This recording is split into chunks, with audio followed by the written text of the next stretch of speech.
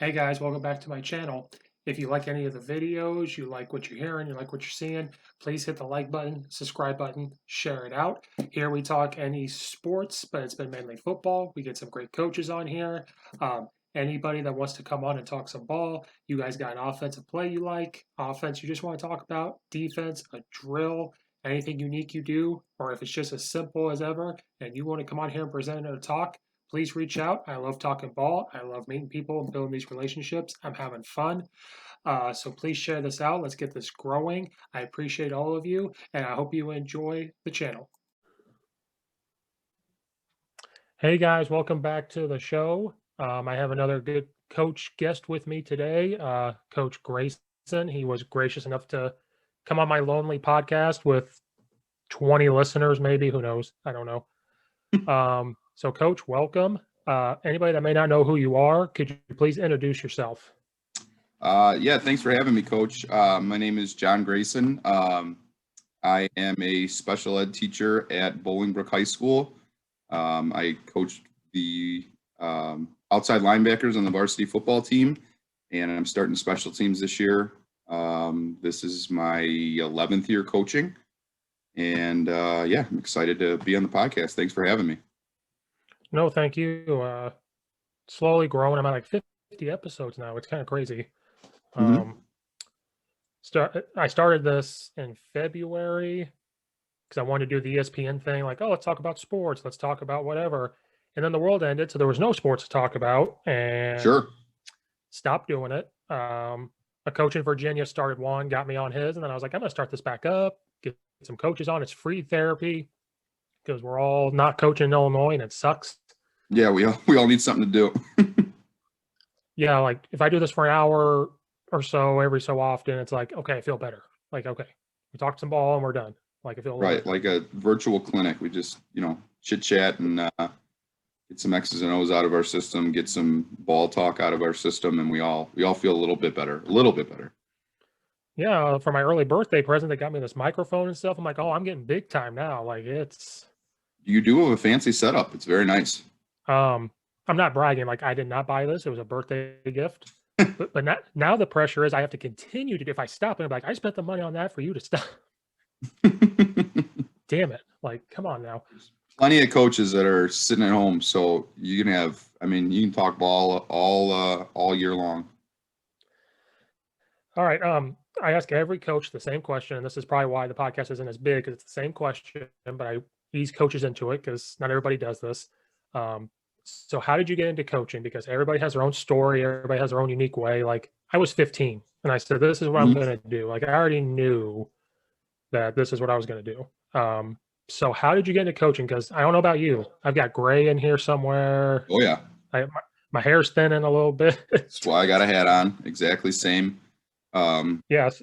So how'd you get into it? Like, tell us how it happened. Well, I would say the coach that motivated me to want to be a coach and that kind of got me started down this path was a guy by the name of Greg Etter.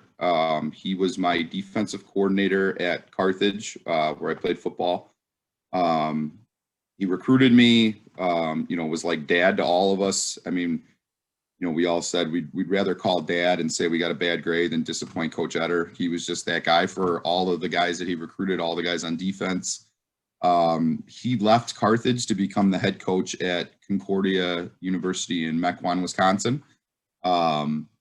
So after that, he took an interest in me as a player. I say this to my kids all the time. I was very immature when I got to Carthage.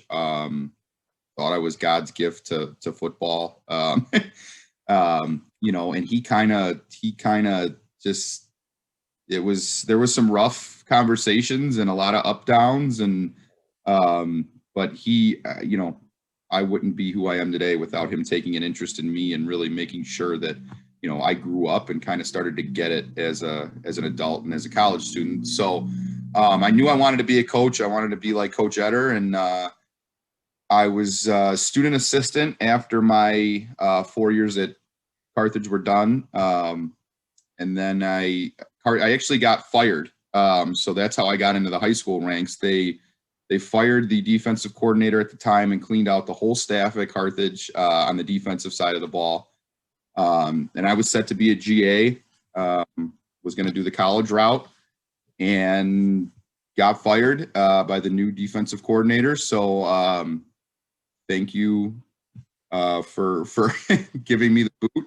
It got me into the career that I love. I was very disappointed at the time. One of my counselors suggested, hey, start calling local high schools to coach a year, and then maybe after that jump back into the college ranks. My first call was to a guy by the name of Jed Kennedy, who was the head coach at Kenosha Bradford High School at the time. He's now the defensive coordinator at Enterprise High School in Alabama. So Jed was the head coach there. He's like, yeah, I need a linebackers coach. Our DC's doing it right now, but I'd rather have him kind of overseeing everybody and have a position coach for every group. I started as a volunteer, like a lot of us have, just, a little cash when they can get it to you. But really not sure when your next envelope is coming from with a little bit of money in there. So, but you know what? I knew I wanted to coach. I knew I wanted to help kids. I was 22, coaching a bunch of 18-year-olds. So, the age difference wasn't really that big. So, jumped in there as a volunteer. We won. My buddies always laugh. They're like, you're the only guy that would get fired and somehow managed to win a state championship. We went 14-0 there at Kenosha Bradford in their biggest class. Illinois, the biggest class is 8A. In Wisconsin, it's Division I. They just go from 1 to 8 instead of 8 to 1. We won the biggest class, went 14-0. But without Coach Kennedy, I don't know what I'd be doing. A 9 to 5, maybe just working a regular job. And I'm sure I would be terrible at that. So after we won the state championship, he took a job up in the Pulaski High School in the northern part of Wisconsin. I thought it was time for me to move back to Illinois, and I started my coaching career in Illinois. But that's how I got into coaching. I got fired and took a volunteer's job. So it worked out great. And then I came back home and started coaching in Illinois. Yeah. Sometimes when one door shuts, that one opens. We have a different path that leads to something. And, I'm 29, I'm going to be 30. So I feel like I'm old enough to tell younger coaches, you have to volunteer and it has to be hard work. And I don't like the term grind it out. I'm trying not to use that, but you have to work, and it's going to I volunteered for 4 years before I got a paid track job. Right. It's just, I coached right when I was 18 though. I was 18, 19. I just immediately, Mm-hmm. So by the time I was 21, I started to they're like, oh, you want to be a paid track coach? Here's $4,000. I'm like, oh, $4,000. Yeah, you think you're a millionaire. I was going to college. I was working overnight a little bit just so I could coach. And I was like, oh, $4,000. That pays my rent for the year because it's a college town, and I can go do this. Man. Right. So I know you've had different stops in coaching Illinois. We were talking about before recording. So how did you end up at Bolingbrook? And people don't know about Bolingbrook. I call it a powerhouse. Even Central Illinois knows about Bolingbrook and everything else. And I know the coach there had to turn that to get to that point, but you've had different coaching stops. So how, I'm at my 5th high school too, so I've been at a couple of different spots. Right. So I'm always curious, how does one person get from one school to the next, and without being fired? Fired is kind of bad sometimes. Why were you fired?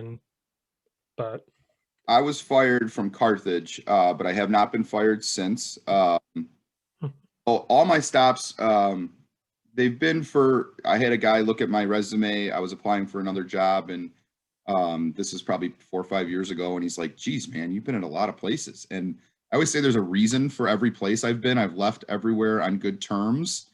I came back to Illinois after the 2011 season, coached at Kenosha Bradford.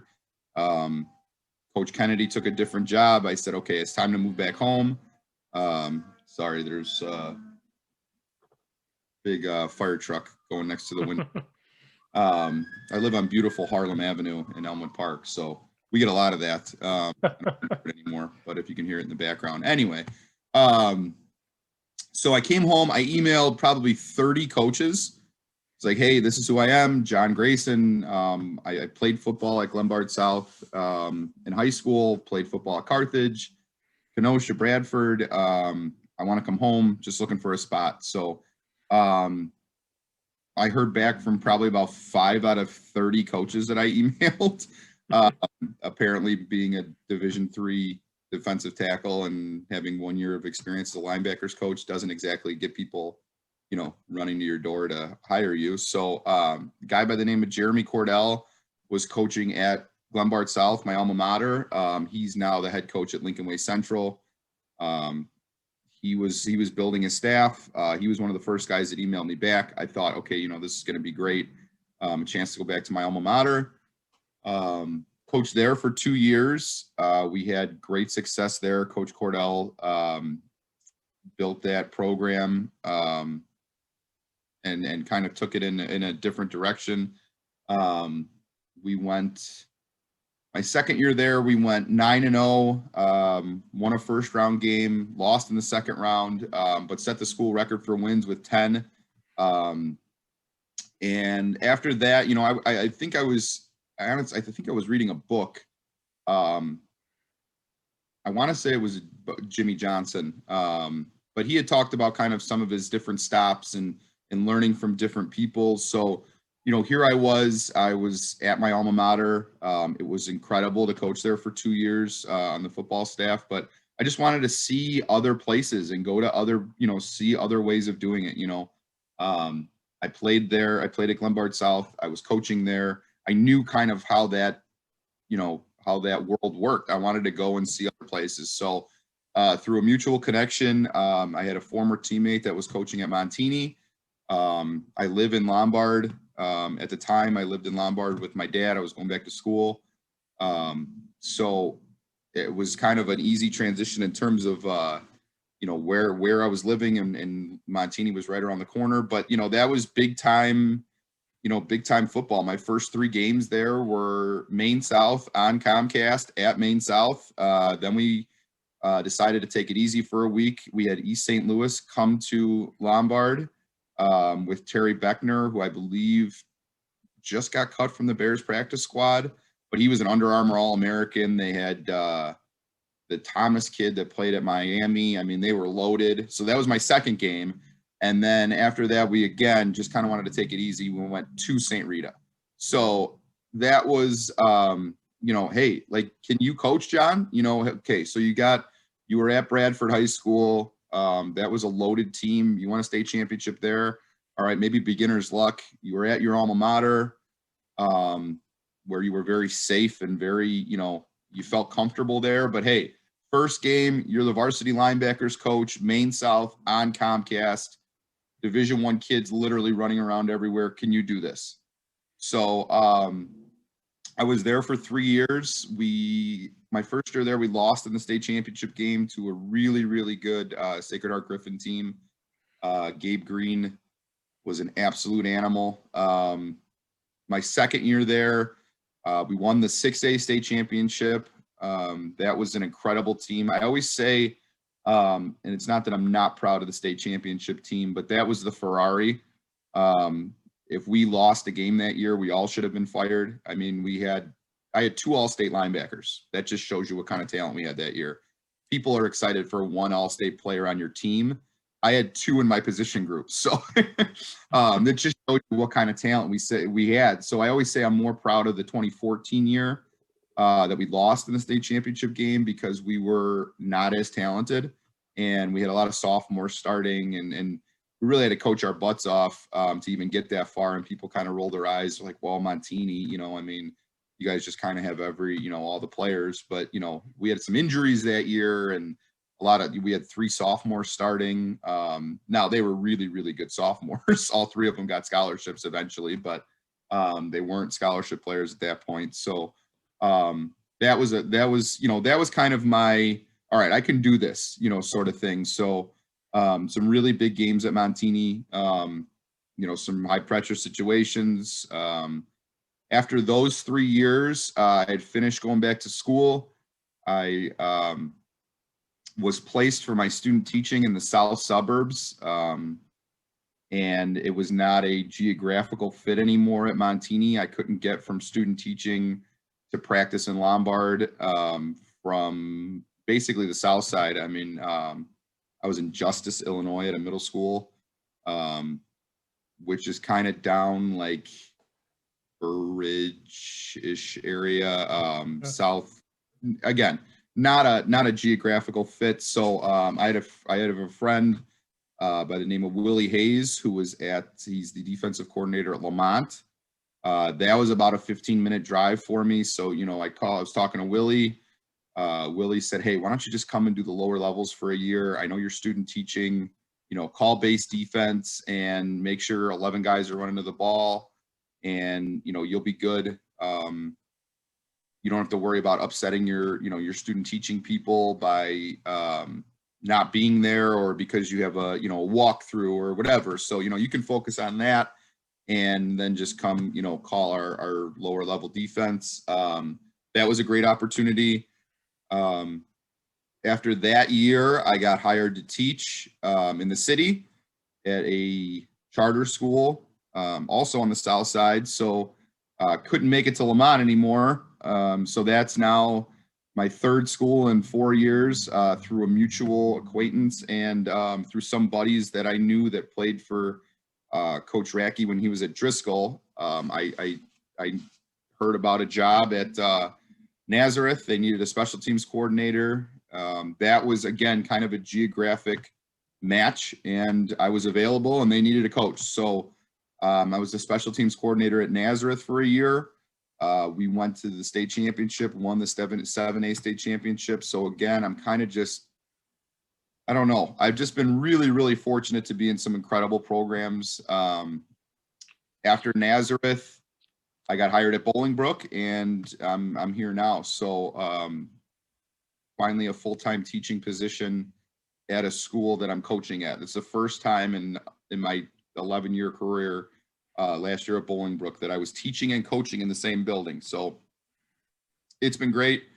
I think I counted the other day, I've worked under coaches that have won a combined 17 state championships. So, I mean, just an incredible learning experience. And between Coach Kennedy, Coach Andriano, Coach Bukowski at Montini, Coach Coy at Lamont, Coach Racky at Nazareth, and now Coach Ivlo at Bolingbrook, I've had some incredible mentors, but all guys that I can still text right now and ask a question or, hey, what do you think about this scheme? Or what do you think about, this, that, and the other? So I got fired to start my career, but have not been fired since. So just moving around based on career stuff and trying to find that job. And now I finally found a place at Bolingbrook where I can coach and teach in the same building, and it's been fantastic. Yeah, good thing you weren't fired because of your job. It was just outside of your control. So I hope you didn't take me saying that as, oh, you were bad at it. It was just, I know how college works. They get rid of whoever and right. They wiped out the whole staff. Didn't matter if I was an All-American, if I was the next Nick Saban, if I was terrible. They didn't care. They just saw that I was connected to the old defensive coordinator, and they're like, hey, we're getting rid of everybody. So didn't matter. I just kind of got lost in the shuffle there. But hey, it started my career coaching high school, and I found my home. So like you said, one door closes, another door opens, and the guy that fired me isn't even there anymore. So he's I don't know where he's at, but hey, thanks coach. And then it's nice to keep connections. That's why I like this podcast. I make connections because you never know. Like you said, you knew somebody at one school and you contact them saying, hey, it doesn't have to be your school, but you know where the coach at. And that's what we were talking about earlier when I left Lombard East. I still have connections. So like, what if one day something opens up and I go back? Like, you never know. Exactly. Then you know how to pick them to get some state titles. I'll never sniff one, but you know how to pick them. I've been very lucky. The Montini thing was the best man at my dad's wedding is the president of Montini. So I sent a resume in there. It ended up working out. He was really cool about it. He's like, hey, I gave him your resume and I'm stepping out of it. Because he's like, if they hire you because of me and you stink, they're going to be mad at me. He goes, If they like I told them, hey, here's your resume, and that's all I'm doing. Here, put it on the desk and walk away. So I interviewed there. Coach Boo and I went to Buffalo Wild Wings probably about 3 or 4 times. Figured out it was a match and went from there. The Nazareth thing, I mean, I met Coach Racky through a bunch of my buddies played for him at Driscoll and swear by him. They loved him there. So that was through kids that played at a school for Coach Racky that's not even open anymore. So, you know, I think it's a parking lot now for AT where you're at. So, you know, it's just crazy how the connections happen. You know, again, my mom telling me not to burn a bridge when I was a little kid and me kind of rolling my eyes. It's, you know, that's how things have worked out. So yeah, I got the Bolingbrook job through a connection that I made at Montini. The head wrestling coach at Bolingbrook is a guy by the name of Joe DiGregorio. We got real close, played softball together when we were at Montini. He got hired at Bolingbrook. He called me, hey, they got a couple special ed openings. They have a football opening. So, you know, all those connections end up working out for the best sometimes. And you don't know which connection is going to pop up. But, you know, again, the connection I made at a school that I was at in 2015, 2016 is where I got my full-time teaching and coaching job in 2020. So, yeah, again, the advice of your parents never seems to pop out of your head. Don't burn a bridge. And I'm just said as a little kid, I'm rolling my eyes like, yeah, okay, whatever, mom. But that's where I got my teaching and coaching job from. So yeah, I've been very fortunate that they've been in some incredible programs. I hope I have a little bit to do with it, but I have a feeling Nazareth and Montini would have been good without me. But yeah, like I said, I hope I have a little bit to do with it, even if it's just a tiny bit. Well, I'm still new to the suburbs, but Central Illinois, you've heard of them. Mhm. It just seems like they're like a Nick Saban type program. Like the coaches have something to do with it while they're there, and then if a coach leaves, they just pump another one. Like, oh, we're good. Like Mhm. the coaches have Sure. something to do with it, then they just bring another one who's going to have something to do with it. If that makes sense. Like Nick Right. Saban does that every year, and that's just kind of what they do. And I know people that in Lombard that hate Montini when I was in Lombard for a little bit, and then I know Yep. people that have nothing but good things. It's one or the other. I loved my time there. I get it. I mean, people don't like Montini. People don't like Nazareth. I can tell you that some of the best men I've ever met are coaches there. Some of my mentors and guys that I spent a lot of time with and learned a ton from. And that's kind of the, you know, I've been on both sides of it. You know, I've been on the public school side of it and the private school side of it. And people think that the private schools just show up and have better talent and beat you. I mean, some of the best coaches I've ever been around are at the private schools that I've worked at. I mean, just guys that, again, I talk a lot. I mean, I don't know if you've noticed since that we've started talking to each other, but ask anybody that's met me for longer than 10 minutes. I talk a lot, but around some of these guys, man, I just shut up and listen. Coach Bukowski was my defensive coordinator when I was at Montini. Again, kind of the same thing. I roll my eyes when he would make the comments to me, and now I'm making them like crazy. Like you know, it's kind of your parents again. Like I said, you know, he would make these comments, and yeah, okay, boo, whatever, you know. But I mean, the guy's got 16, I think, state title rings. He was the wrestling coach there forever. He's literally has a box. I begged him to bring it out to dinner one night. He has a box full of state championship rings. He was the head wrestling coach there, started that dynasty. I think he won 8 there. He's won 6 as the defensive coordinator at Montini. He's now the head coach. And then his daughter played softball. So he started coaching the softball team and they won 2 state championships there. Like obviously the guy is doing something right. So just learning from him. And then when I went to Nazareth, I mean, Coach Racky has been successful everywhere he's been. When he took over Nazareth, as he said, they were everybody's homecoming game. When I coached there, we beat Joliet Catholic in a regular season game. And he was sitting in his office after the game and he laughed and he goes, I remember when Joliet Catholic used to 50-point us. I mean, just annihilate us when I got hired at Nazareth. And now we're beating them. And, you know, it's the type of thing where that doesn't happen if you can't coach, you know, so the people kind of just, well, they got all the players. They're an all-star team. And that's just Coach Racky. I mean, he's got 2 assistants there.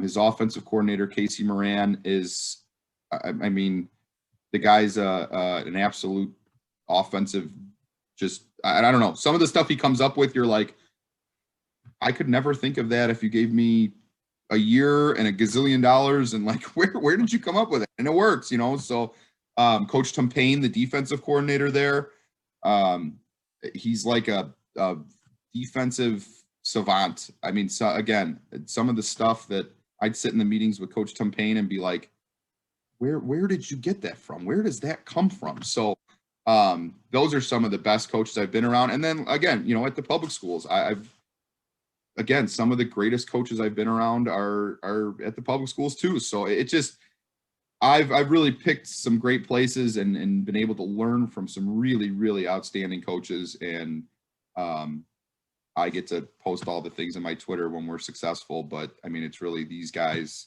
Coach Ivlo and Coach Kennedy and Coach Cordell and Coach Coy and Coach Hayes. All these guys are the reason why these programs are where they're at. And I'm just, like I said, I'm hoping that I contribute even a small bit. Oh, I'm sure you did. I believe you. I believe that you did. So I'm just thinking this to myself right now. What's the biggest difference between a private school and a public school? Like, is there a huge difference with football or that you've seen? Like, I'm from Central Illinois, so we don't have private school. So I know nothing about public. And then coming up here, seeing how it works, hearing what people say and whether it's true or not, it's whatever. So what was there a big difference? So I would say that the main difference to me, I mean, the coaches are all hardworking coaches. Doesn't matter if you're public, private, 1A, 8A, everybody's in here and everybody's grinding, everybody's working. I mean, I would say the players are, I would say that is a little bit of the difference. So at your private schools, these kids are here for football. You know, dad is working an extra job, or just hypothetically, to send you to, you know, we'll just use Montini as an example, to maximize your football career. And Montini, you know, it's you kind of, I like that school, and Nazareth's very similar because you get, you know, there are some kids that live in mansions that go to these Catholic schools and their parents could afford to pay for the whole football team to go to the school there. And there's some kids where, you know, I coached a linebacker, two or three of them, very blue collar people. Dad's got an extra job. You know, we're working hard to get you the best opportunities at this Catholic school. So I would say the biggest difference is some of the kids at the public schools sometimes get kids that are more out as it's, I don't want to say a hobby, but they're students that play football. And at some of these Catholic private, whatever you want to call it, these kids are there for one reason. So they're not, you know, they're not going to their public school because they're there to play football, and they're focused, and it's a little bit more of that laser focus. I'm not going to screw around in class, because if I screw around in class and get bad grades, my dad's pulling me out of here. I'm going back to my public school. I need to get good grades because then I show mom and dad that I'm working at this. I need to train because I'm here. You know, I'm not going to my Catholic or my public school. I'm driving to get here. My parents are making sacrifices. So there's just that sometimes with some of the kids at the private schools, there's a little bit more of that kind of laser focus. Like, I'm literally here for one reason. Whereas at a public school, like, you're there regardless. You know, this is where I live. This is where I go to school. So do I want to play football? Certainly I want to play football. But will I screw around in class?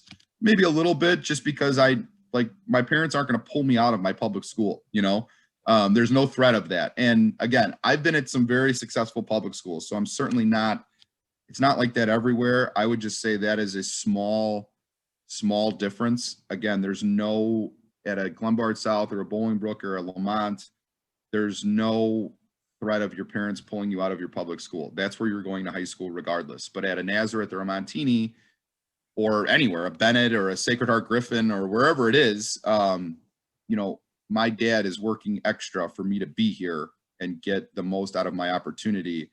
And he's going to pull me if I bring home straight C's and I'm not training like, you know, a kid that wants to be here. So that would be the only the small difference I see. And again, it's a couple kids, you know, it's not like it's every single kid. Public school kids certainly train and they certainly work hard and they, you know, I would just say you see some of those kids where it's like, dude, I drive 40 minutes to get here. Like I'm literally here to play football, go to school, and be laser focused. So, but again, everybody's working hard, everybody's coaching hard. It doesn't matter, public, private, 8A, 1A, we're all working hard, we're all grinding. But yeah, that would say, before I keep rambling, that would be the difference I've noticed.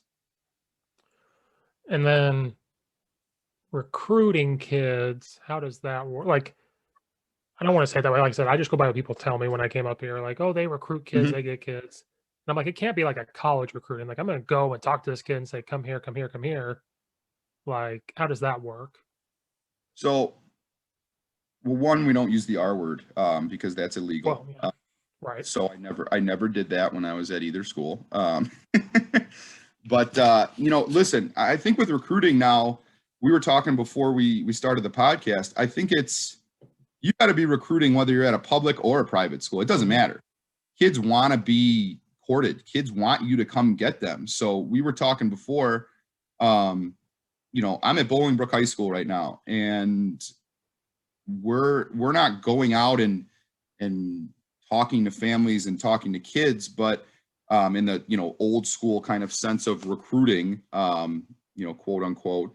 But Coach Ivelo makes our program as fun to be in as humanly possible, and that's his way of sort of recruiting. You know, we have all these different helmets, we have several different jerseys, we have a black football field. I mean, that's one of the most unique ones in the country. You know, he made our program different so that kids will want to come to Bolingbrook. And I mean, look at all the kids that have been through Bolingbrook High School. You literally turn on TV on a Saturday and you could probably find a kid from Bolingbrook on every channel. You know, kids want to stay home and want to come to Bolingbrook. So whether you're at a public school or a private school, you have to make your program appealing. And if you don't, kids are going to go somewhere else. They're going to find a program that's appealing. And you know, when we were talking before we were on air, you know, a district school for you, Willowbrook. You know, when I was in high school, Willowbrook was not a football power. I grew up in Lombard, Willowbrook's in Villa Park. You know, a lot of those kids in 2003, 2004, 2005 would, you know, look at a Montini, look at a Driscoll. And then, you know, recently they've been an absolute tough team. They're a tough out, you know, I mean, and coach has kind of built that program up. And that's just a huge example to me of him making that program appealing. And now those kids aren't looking at other schools. We're talking about Glenbard East. It's the same thing. Both of those schools are right next door to Montini. And look what those coaches have done at those places. And now they're winning. They're winning. They're 8-1. They're going deep into the playoffs. They're making their school appealing. So, you know, at Bolingbrook, we have the Joliet Catholics, and Providence is down there. And, you know, there's certainly, I mean, I'm sure this Bolingbrook, you know, there's a lot of talent in our town. So I'm sure you know, the South Side, Brother Rice's and the St. Rita's are coming in trying to grab some Bolingbrook kids, and God bless them. I mean, all's fair. So my point with, you know, the R word recruiting is, it doesn't matter if you're public or private. If you're not making your program appealing, kids aren't coming to your program. So Coach Ivelo has done a fantastic job at that. Again, I was on another podcast, I said it, and we were talking in the weight room the other day. You know, I got this hat that I'm wearing and a t-shirt last year. We don't get coach's gear. He puts all that money into the kids so we can get that extra alternate jersey and have a red, a black, and a white jersey and have 2 different helmets. And the kids can post that on social media. So, you know, without the traditional, you know, going to the house and talking to the parents and talking to the kids, like you think of recruiting from the movies, he's recruiting without recruiting. He's making our program as appealing as possible. And so public, private, doesn't matter. If your program's not appealing, kids aren't coming. So that would be my, you know, my stance on the R word, is, you know, it's, I call it, because again, that's illegal. And I don't think any of the private schools are doing that. Yeah, just you have to make your program appealing. So whether it's Montini and, you know, hey, come see all of our trophies, you know, Nazareth, same way, you know, hey, we played Simeon in a game and we had alternate uniforms, and, you know, we had won, you know, Coach Racky had won some state championships at Driscoll and at Nazareth. And so that was what was appealing about that program. Coach Ivlo is doing it with, you know, he's won a state championship at Bolingbrook. He's got kids that he's sent to Florida, to Ohio State, to Michigan, to Minnesota, to, I mean, you name it, and he sent a kid there. He knows everybody. So that's what's appealing about Bolingbrook. And so every school is going to find their niche and find what makes them appealing. And that's why kids are going to want to come there. And if you're not doing that, then you're not going to get the kids. It's pretty simple. Yeah, I just go by what people tell me. So when they say, "Oh, recruiting," I'm glad you educated me on what it's like. Like I said, from where I'm from, you don't have private schools, and it's word of mouth. And so I really appreciate you educating me on that, because I have no idea. I just go by. There's some coaches out there that are very like anti this. They do this, you know, and then there's some coaches like, "Oh, it is what it is. If a kid goes there, they go there." Like, and they use that. I think.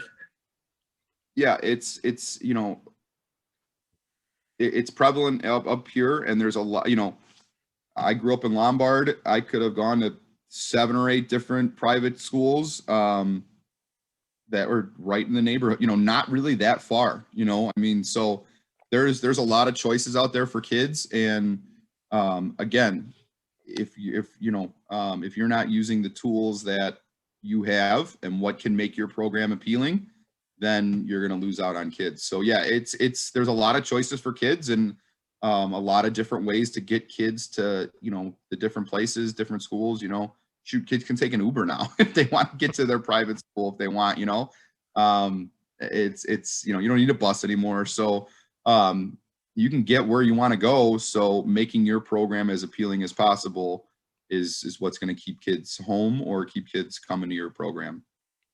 And you're recruiting kids in the school. Like, I know recruiting's not the word, but like like you guys said, that black turf is amazing. I saw pictures of it. I was like, oh my goodness, I love it. I gotta go see it sometime in person because it looks awesome. And I think that's another way to be like, oh, there's some basketball kids that were on the fence of playing. Now maybe they'll come out and play. Like, as stupid as it sounds, I remember when my friends became a head coach, the first thing he did, brand new helmets, or like a new look helmet, new this, and believe it or not, and new uniforms. And some kids came out and said, "Oh, I like the uniforms. I want to play." Just as stupid as that sounds, he got an extra 8 kids, and an extra 8 kids is huge for like a scout team or whatever. So that stuff that you're doing at Bolingbrook, that can get basketball kids to come out, maybe some baseball kids, maybe some track kids. So it's not just the town, because Chicago is different. Chicagoland area, like I think Bolingbrook kind of goes to Neuqua Valley too. I'm not 100% on that. Yep, there's a little section that I think there's. Don't quote me on this. I think there's 4 high schools that pull from Bolingbrook. I know Neuqua is one of them. I think Naperville Central, down or south, maybe, and maybe a little section that goes to Romeoville, and then the kids Bolingbrook. So yeah, again, certainly there's, and maybe one of the playing fields. I'm not sure exactly. Bolingbrook's so big. I mean, there could be 10 high schools pulling from Bolingbrook. Who knows? You know. But yeah, again, there's a lot of choices, and you know, we have a receiver that is, you know, he's a younger guy, but you know, he's a stud basketball player. He's dunking on his Twitter, and he's can go get the ball. And Coach Ivlo told him, he's like, "Hey man, you're a great basketball player, but you're a special football player too." And he was kind of on the fence, and I think he's really committed to being a star in both. And so, you know, maybe it was that helmet, maybe it was the fog machine when the kids came out of the locker room, you know, I mean, whatever it was, he said, yeah, instead of just being great at one thing, I want to be great at multiple sports. And so, he's coming out. He's a perfect example of what you were talking about, and he's a kid that can be special in 2 sports now. And I don't know if it was the field. I don't know if it was the jerseys. I don't know if it was what it was, but he wants to do both now. And that's everywhere. You have to recruit your building, and you have to, make sure that you're maximizing the talent that you have under your roof. Yeah, I'm just, again, glad that you educate on me on the private school stuff, because I know what I know and I don't know what I don't know. And so I was like, I'm going to ask him this because I don't know.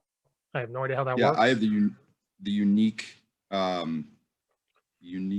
situation where I've been at both, and have been at really successful programs on both sides, private and public. But yeah, just know that if you're not getting after it, somebody else is. So no rest for the wicked.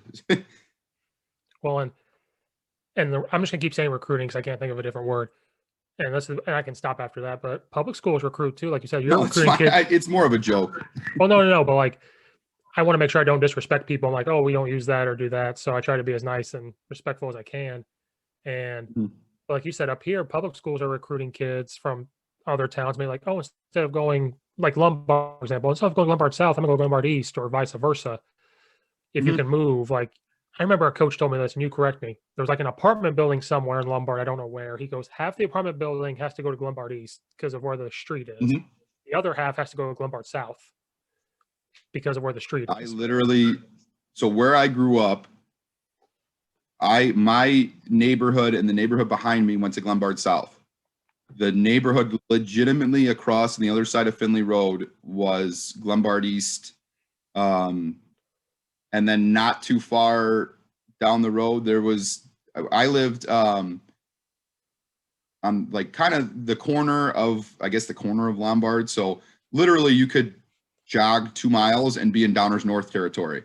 So, I mean, it's really not that hard to, if I want to go to that school, all I got to do is just move across the street, So, and again, if your school is not appealing, then people are going to jump to, all I had to do was move across the street and I was a Lombard East kid, or go a little further down Butterfield Road and I was a Downers North kid, or go a little bit deeper into Lombard and I could have been a Willowbrook kid, So there's a lot of, I think there's more choices now for kids than there have ever been. And with social media and, let's say we're two 8th graders and we're best friends, but you live in this district and I live in this district. Well, hey man, let's get together and let's figure this out and let's make sure we end up playing together. And we, are connecting on social media or through our youth program or whatever it is.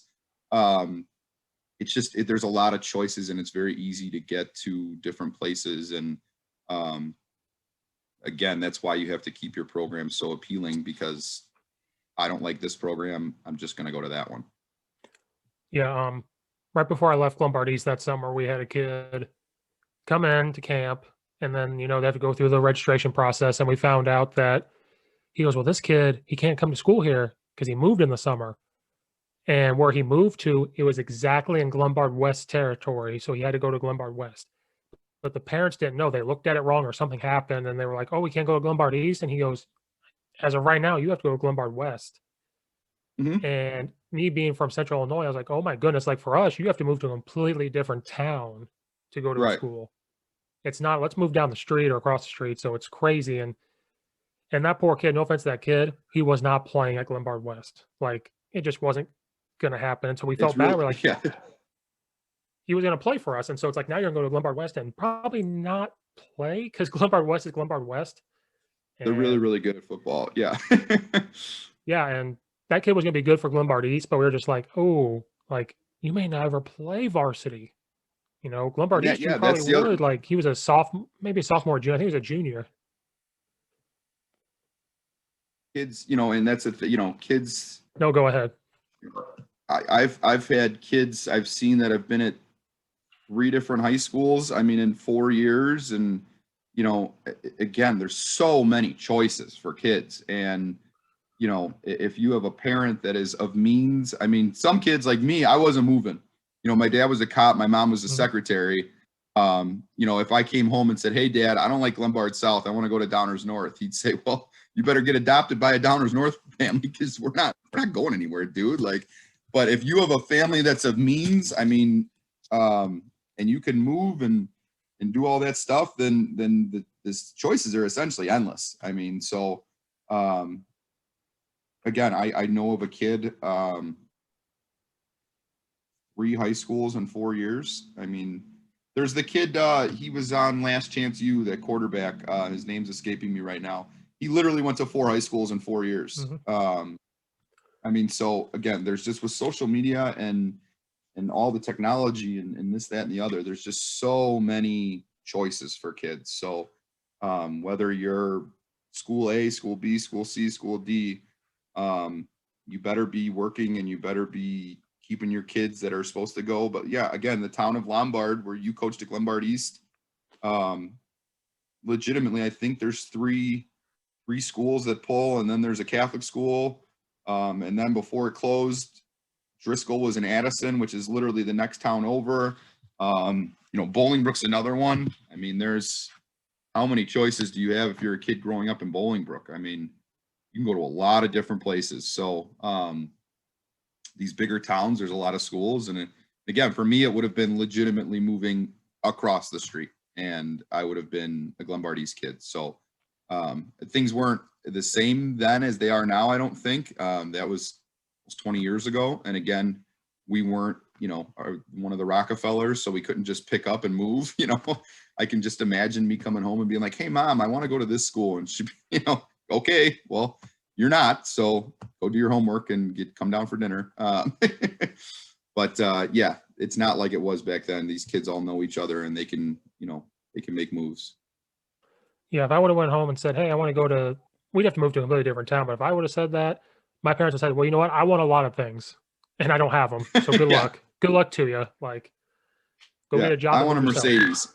Yeah, I want a Mercedes, but I can't get one. So yeah, you're gonna figure out life is like that. You can't always get what you want. So yeah, and my parents would have said, just work harder then. If you're not liking it, just work harder. That's what I hate. That my parents have never missed a day of work, and that's how I am. So this remote learning, I'm like, I have to go to work. There's no kids, but I have to go. And then yeah, it's the same type of thing.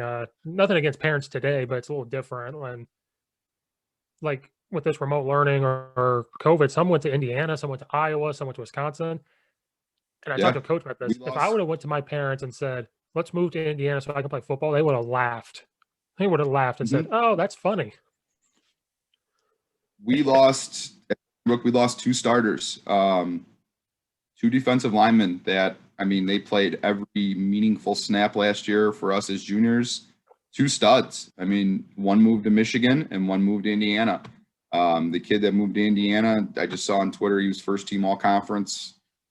Just got an offer from, I forget the name of the school, Northwest Missouri State. He's an absolute animal. I mean, I think he was one of our better players on defense last year as a junior. He made some really, really big plays for us, and that line of scrimmage was on lock because of those 2 kids. And one's in Michigan and one's in Indiana. They're playing for scholarship money right now. I mean, if you're looking at the landscape of Illinois football, if I'm a coach at, John Grayson College, do I want to look at the kid at Indiana who's a defensive tackle right now and who's getting me film in the fall and I can evaluate him? Or do I want to wait for the kid in Illinois who, maybe they're 6 of one, half dozen of the other. They're both the same type of player, height, weight, all that. You kind of flip a coin. You could take either one. One of them's playing right now, and I can evaluate him and offer him scholarship money. And one of them's not playing right now, and I can't really evaluate him. So, I don't fault any of these kids for leaving during this time and that sort of thing. If you have means, again, you're playing for your college career, and these were 2 kids that needed senior film, and they're both going to be great college football players. And we wished them the best and completely understood when they decided to transfer. But yeah, I mean, I I don't know that I wouldn't have transferred given the same situation. Said, hey, Dad, I don't know what I got to do. Start donating my allowance, but we need to go get an apartment in Indiana or something so that I can play my senior season. Yeah, I was not that good to be doing that, but if I was, it might be a little different. Who knows? Well, I wasn't either. I mean, I I, wasn't. I, I questioned it at first because I was like, "Oh, don't get up and move." Because what if you go to Indiana and then they shut it down, and now you're in a tough spot?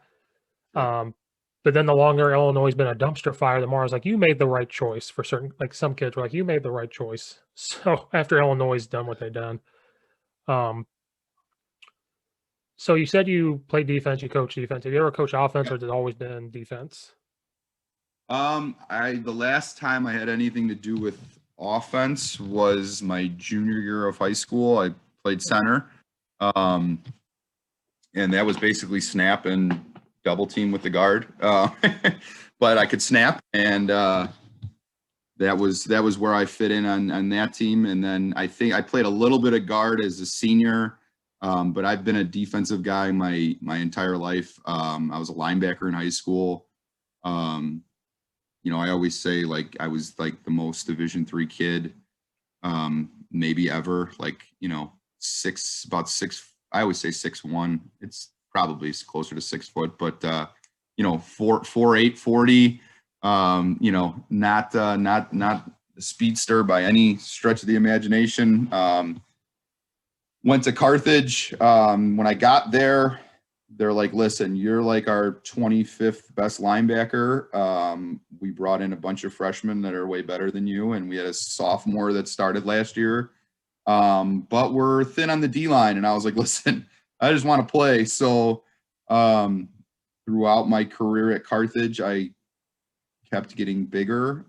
So I started as a rush end, then went to our strong end, then went to our 3-tech, then went to our nose. Then they told me if you eat one more piece of cheese, you're going to be a guard.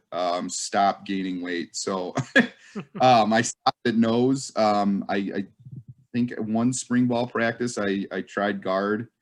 And that's basically when they told me like, hey, like knock it off, stop eating cheese and to watch your weight. And so, yeah, I finished as a defensive tackle, and then I've been coaching inside or outside linebackers or all three for pretty much my entire career. So what for you? What's your favorite defense? If you had to pick, like if you were D coordinator, what defense would you love to do? And then in your off season, like what teams do you look at? What coaches do you look at for you to say, oh, this is what I'm going to learn from? I'm going to maybe bring this to my high school and say this is what we're going to do, or anything like that. So that's the one great thing about all my stops. I think I've literally coached or played in every single kind of defense. We were a when I started at Glenbard South, we were a 4-4 cover 3. Then Coach Starkey, who is now the running backs coach at North Central, got the head coaching job there, and we moved to a 3-4. Then I went to college. We were a 4-2-5 attacking blitz 95% of the time. I mean, maybe even 98. Coach Etter was bringing the heat all the time.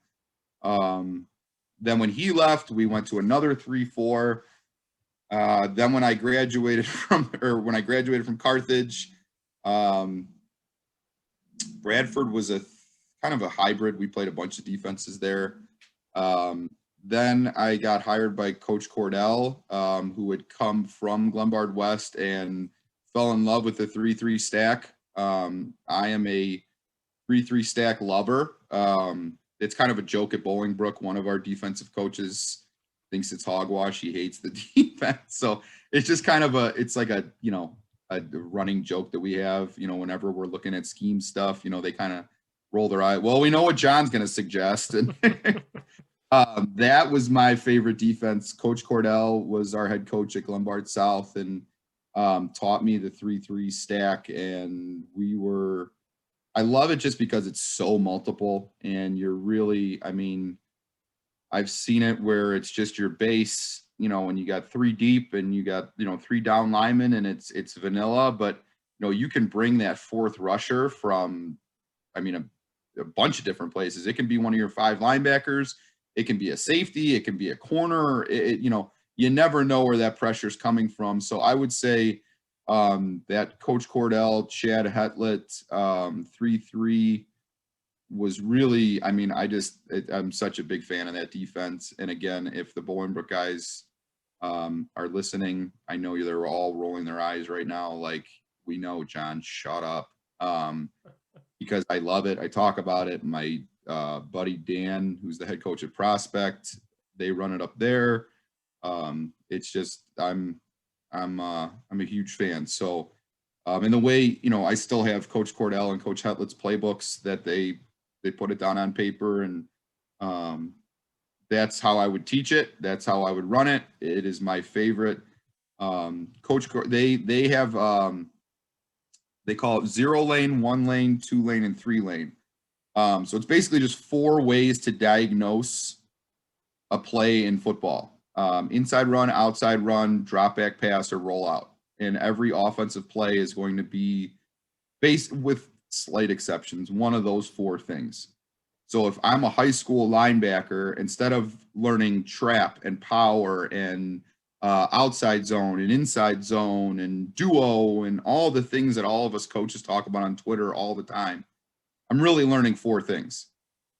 So I fell in love with that defense and how they teach it and how they run it. And then in terms of who I'm looking for and who I'm learning for in the off season, I really try and focus on things that are just different, a different way of looking at things from the defensive perspective and the offensive perspective. I really like, what Iowa State's doing right now. I got a bunch of film on them from last year where, I'm watching Iowa State, Oklahoma.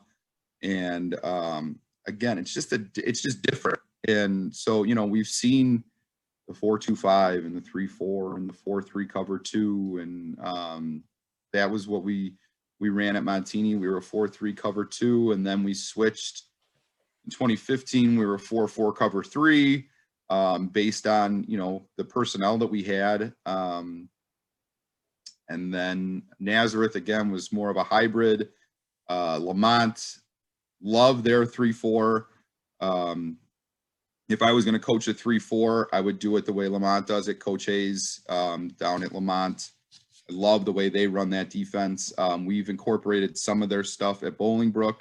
A couple wrinkles. But, again, whether it's a high school or a college or whatever it is, I just like looking at new things and just challenging, myself or whoever's around me or whoever's in the discussion.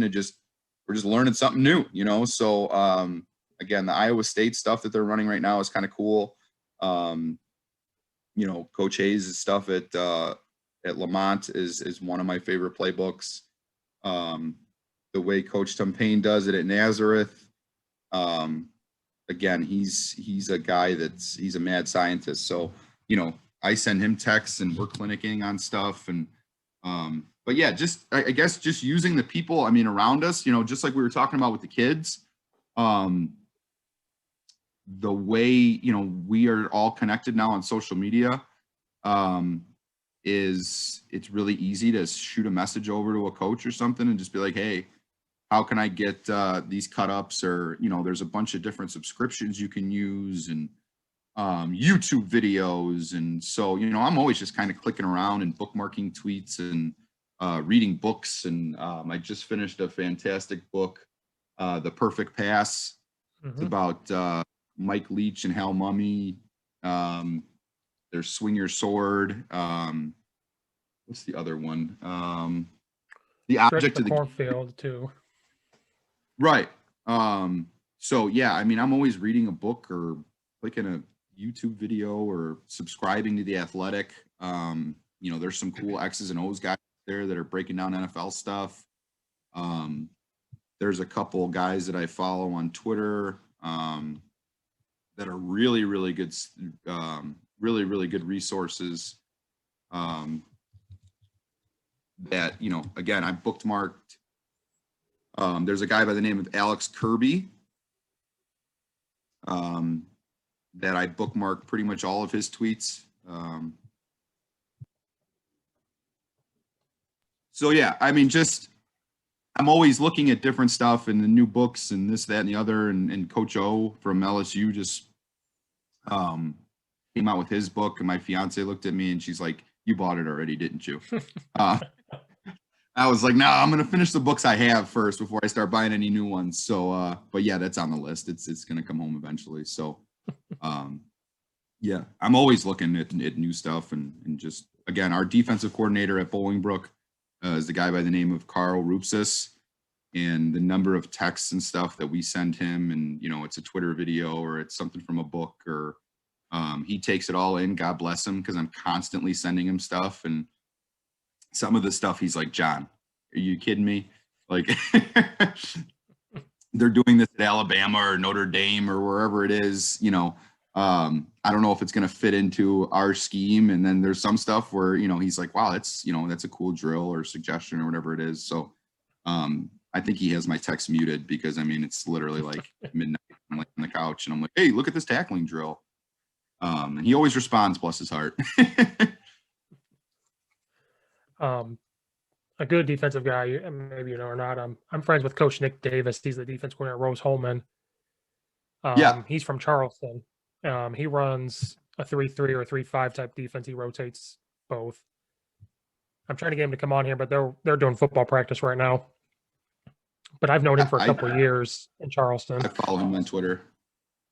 Yeah. I'm friends with a guy in Charleston, and we went to high school together. So when he would visit, because he was just a defensive coach at Rose Holman, so he always visit Charleston. While he was recruiting, he drove through, and so I became friends with him. They became the D coordinator, and he's tried to get me to coach there one year, like with him. And I felt bad because he was like, "Yeah, it's like $8,000, but that's about all you get." And I was like, "Yeah, no, I would love to coach college, to go do offense, but I make more doing just high school sports, than doing a normal job." Right. It's it's crazy how, you really have to, if you don't start young. I was reading Mike Leach's book, when he was at Iowa Wesleyan, and he was living in a trailer with mold, and, our old offensive coordinator at Carthage, Garrett Campbell, he talked about, sleeping in the stadium when he was a GA and stuff. You'd think they'd want to make it a little bit more appealing, and then maybe they'd get some more guys on. But I feel like a lot of times with college, it's just retread after retread. Well, this guy got hired or fired from this school, so we'll hire him at that school. And it's like, if maybe I didn't have to sleep in a stadium and make peanuts, I'd want to coach college and get into it. But it's like, I can coach high school football and have a pension and a salary and all that stuff, and not have to worry about sleeping in a dirty stadium. No, Mike Leach's book I've read like 2 or 3 times. I love Mike Leach. And what's curious is I love his stories about, "Oh, I'm making, what was it, like $3,000." And his wife's like, "Oh, $3,000 a month? That's pretty." He goes, "No, $3,000. That's what I'm getting." Total.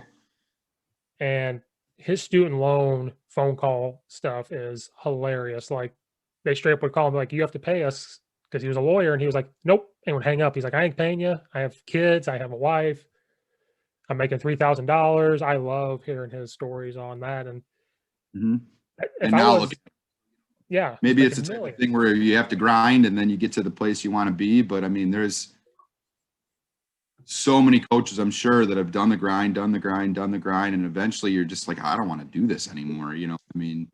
Again, I can go coach high school football, and in some senses, you have more talent on a high school team than you do at some, smaller college teams. Shoot, at Bolingbrook this year, just on defense, we had 3 Power 5 kids, committed. One was a safety. He's going to Notre Dame. We had a corner committed to Cincinnati, a linebacker committed to Michigan. It'd be great to make $8,000 a year and coach the Division III level, but I have a salary and a pension and all that stuff, coaching and teaching at Bolingbrook, and I got some dudes around me. So it's it's a weird profession to get into the college ranks. Yeah, and I think nowadays it's more of who you know, not what you know. type of thing. And, there's Mhm. not new college coaches coming up because it is unappealing to be a GA for years and only make $1,000 a month, if that. And uh, that's where you're seeing coaches get rehired, and they know somebody who knows somebody, or they have blackmailing somebody that, like, oh, I have this picture of you, like, you need to hire me or I'm going to release this. And uh, it's crazy. But I've taken a lot of your time, so I'll wrap it up with my last thing that I've asked a couple Illinois coaches. Sure. In the summer, when sports were getting up in the air, they were getting canceled, they were getting moved. People I went to high school with and other people were posting on social media about, oh, I'm glad sports are getting canceled. I'm glad this. Parents, how dare you risk your kid's life to play a sport? And, I ignored it because I was like, oh, don't get involved. Don't say anything stupid. And then 2 days later, it's continuing. And I just kind of found it boil over. And so I'm asking coaches, why does sports matter? Like, it's sports. To me, it's sports and school. It really does matter. And so I always ask coaches, like, to you, why does sports matter? Like, why should we fight this? Let us play, and not to get you in trouble, but like, why do sports matter for some of these people that just don't understand what we're doing, or for these kids? Yeah. I mean, I just use myself as an example, so I don't say anything stupid here. I mean, literally, my entire life has been shaped by the coach or by the sport of football. I mean, I've been an athlete since I was 5 years old. I've played literally everything: t-ball through high school, volleyball, soccer. I ran cross country for a year, which people that know me now, like, I get winded running errands. So, like, the fact that I was on a cross country team is insane. Um, like I said, volleyball, soccer, basketball, I played everything. But football for me, just coming because that's my main sport. I mean, when I got to college, I had no idea who I was, what I wanted to do. And Coach Etter, who was my football coach, and Coach Rux and Coach Corbett, who was my defensive line coach. Coach Rux was the head coach at Carthage at the time. Those guys took an interest in me, and I went from that immature kid who was more interested in chasing girls and going to a party than focusing on my studies and working hard at football. They kind of reined me in, and there was some tough love sometimes, and I did a lot of up downs, and um, I was in a lot of meetings where they're like, dude, what is your problem? But I grew up at Carthage, and I became, who I am today. I mean, not only from my coaches, but my teammates. I mean, we have a group text of my buddies that are all coaches, and we talk constantly. And being around peers like that are guys that are in the same profession, and you want to succeed, because amongst your peers, you want to send that text at the end of the game, hey, we won tonight. And between those guys, between my coaching guys that have coached me throughout my life, the whole, I am who I am today, a teacher and a coach, and I'm getting married and all these things because I was involved in the sport of football. And that's why sports, and for me it was football, but for someone it could be volleyball, it could be soccer, it could be cross country. That's where I grew up, and that's why sports matters, because these people took an interest in me beyond me being a defensive tackle or me being a linebacker or how much I could bench press. Or Coach Etter I tell the story and I'll never forget it in my life. I'll be 100 years old, God willing, if I make it that long. We had meetings every day at noon at Carthage, our defensive meetings every day at noon. And I had Spanish 4 days a week at noon. So I would miss 4 out of the 5 meetings. Now, I was just a defensive tackle. I mean, I didn't really need to know the coverage checks, and I'd basically just take on the double team, John, and don't get knocked down so that everybody behind you can run around and make plays. But my coaches would check that I went to Spanish 4 days a week. And there was one day, typical college freshman, I don't know why, but I'm like, I'm sleeping in today. I'm not going to meetings. I'm not going to Spanish. I'm hanging out, and then I'm just going to go to practice. I'm taking a John day. Was walking out to practice, was talking to one of my buddies. we're probably talking about, I don't know, some girl or football or whatever. And I turn the corner, and this is the same day I miss meetings and I miss Spanish. And Coach Etter and Coach Corbett are standing in the exact spot that I stretch every single day. And I turned the corner, and it was like I got hit with a cannonball. I was like, oh no, they know I'm dead. And I might have set a world record for up downs that day. But you know what I did? I never did again. I never missed a meeting, and I never missed Spanish class again. And those guys could have said, forget John, whatever. He's a bum. He's not going to, he's missing. But they took an interest in me, and they held me accountable. And now I'm an adult, and I'm trying to do that and pay it forward to those kids. So those coaches paid it forward and helped me grow up. And sometimes, again, for my own doing, it was the hard way. My defensive line coach once said to me, John Grayson, you're the type of kid that's got to learn everything the hard way. And I'm a great teacher. And yeah, he taught me a lot of things, but that's why sports matter, because those guys held me accountable, and those guys made me grow up. It was sink or swim. And some guys can't take that level, and they quit and whatever it was. And I was able to stick with it because those guys took an interest in me and wanted me to be successful. And now I'm trying to do that with kids now. So not having sports and not having those opportunities is it's not good for kids. I mean, I needed that structure. John Grayson, I know I need that structure. So that's what helped me grow up. And there's some kids out there right now that I'm sure are sitting at home that don't have that structure, that might not come back to sports, so that's why sports matter, because, it's people, adults that are genuinely wanting to help kids, and these kids need a lot of that help. I needed that help when I was 17, 18, 19 years old. And I got it from some great men. And I say Coach Rux, Coach Corbett, Coach Etter, but there was Coach Paulie Mihalik, who's at Trinity down in Texas.